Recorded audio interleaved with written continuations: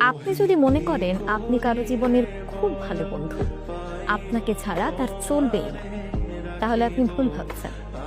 বিশ্বাস করুন, কেউ না কেউ তার জীবনে এসে আপনার জায়গাটা ঠিক নিয়ে নেবে, কিংবা সে নিজেই আপনাকে রিপ্লেস করে ফেলবে। পৃথিবীতে প্রতিটি জিনিসই এমন, কোথাও কারোর জন্য কিচ্ছু থেমে থাকে না, কিচ্ছু না।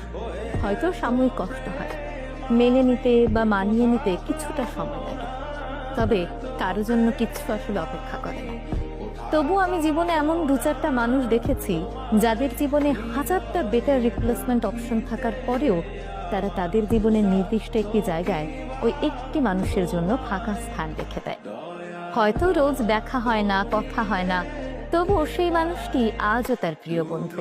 তার জায়গাটি কেউ নিতে পারেনি, কিংবা সে নিজেই তার বন্ধুর জায়গাটি আর কাউকে দেয়নি। কারো জীবনে এতটুকু মূল্যায়ন পাওয়া ভীষণ ভাগ্যের ব্যাপার। আপনি যদি কারো জীবনের এমন মূল্যবান হয়ে থাকেন, কেউ যদি আপনাকে তার জীবনে ঠিক এই জায়গায় বসিয়ে থাকে, তাহলে তার সেই ভালোবাসার যথাযথ মূল্যায়ন করার চেষ্টা করুন। তার ভালোবাসা, তার সেই গুরুত্বকে আপনি শ্রদ্ধা করুন, সম্মান করুন। তার সেই ভরসা এবং বিশ্বাস বজায় রাখার চেষ্টা করুন, কারণ আপনি সেই ভাগ্যবান মানুষ যে কারো জীবনের সবচেয়ে ভালো বন্ধু হতে পেরেছেন, কিংবা কারো জীবনের ভালোবাসার মানুষ হতে পেরেছেন। সবাই কিন্তু এই জায়গাটি পায় না।